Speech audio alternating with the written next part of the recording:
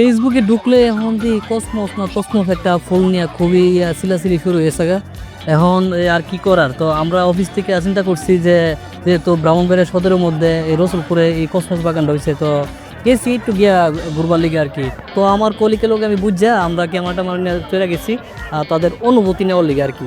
তো এখানে যা যেটা প্রথম দেখছি এই এনো একটা লোক কথা ডিব্বাটা বলে বয়ে রয়েছে, আবার মাথার মধ্যে চুল নাই, আবার টিয়া হাতাইতেছে আর মাথা হাইজিতেছে, আবার টিকিট বলে 20 টাকা কইরা।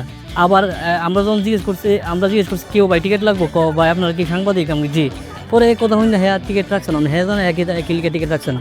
পরে এটার ভিত্তিকে ঢুকে দিয়ে পুরা কিয়ামতের আলামতের ভিতরে ঢুকে গেছি গে। মানে স্যারের দিকে হুদা কেল্লা কেল্লা, আর এন ফুল কি আর ফুল তো কিচ্ছুই নাই। এন হুদা মায়াফন্দের কেল্লা দেওয়া যায়, ফুলাফন্দের কেল্লা দেওয়া যায়, একজন আরেকজন ভিডিও করে দিতেছে, ফুলের ভিত্তে হামড়ে দিতেছে, ফা হামড়ে দিতেছে, কত কিছু করতেছে। মানে আমি মনে হয়েছে যে পাগল আমার ভিতরে ঢুকে গেছি গে। এরপরে এন আইসে কয়েকজনের বক্তব্য নিয়ে যা বুঝলাম আর কি, এখানে শুধু বাউনবাড়িয়াতে না, এন আশুগঞ্জ থেকে, অনেকে সিলেট থেকে, অনেকে চট্টগ্রাম থেকে নাকি এখানে আইসে নাই তারা দেখবার লিগে দূরে পড়ছে। চিন্তা করেন হ্যাঁ কত কত তেল। আর ইয়ানো শুধু হুদা মায়াফান না, যে হুদা একলা মায়াফানে হুদা ঘুরতেছে, ইয়ানো ওদের হুজুর হয়ে পড়ছে ঘুরবার লিগে। ওই দেন কি উড়স্থলি ভিডিও বানাইতেছে।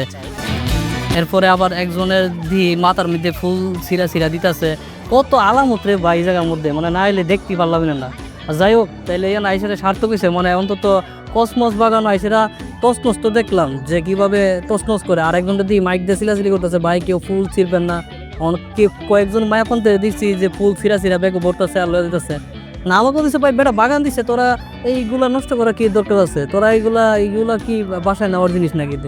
যাই হোক, তো আপনারাতে বলবো ভাই কেউ ফুল তুলছিলেন না, বেড়া অত কষ্ট এটা দিচ্ছে। আর বেড়ার যে ব্যবসা মোটামুটি, তো বেড়া এই 1 মাস ব্যবসা করে তো বেড়া একটা বিল্ডিং দিতে পারবো। 20 টাকা করে চিন্তা করেন, 1000 মানুষের কতলাটি আইতেছে, ভালোই তো ব্যবসা জমাইছেন বেড়া।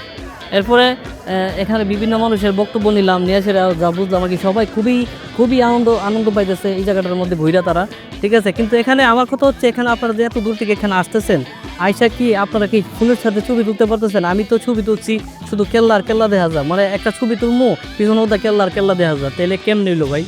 ঠিক আছে, যাই হোক, আপনারা তারপরও চেষ্টা করবেন কেল্লার মাঝখানটা কোনো একটা ছবি নিয়ে ভালো উঠতে পারবো।